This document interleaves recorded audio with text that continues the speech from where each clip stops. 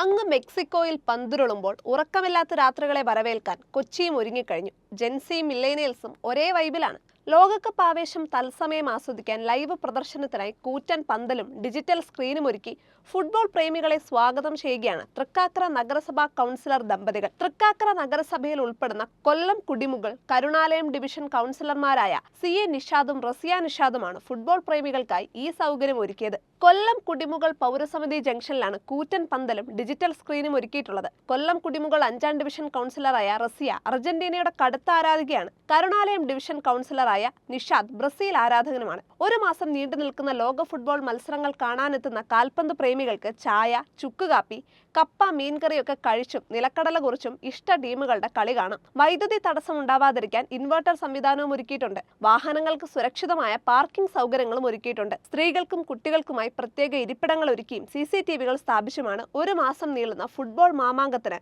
തത്സമയ അരങ്ങൊരുക്കിയത് എന്നാണ് ഇരുവരും പറയുന്നത്.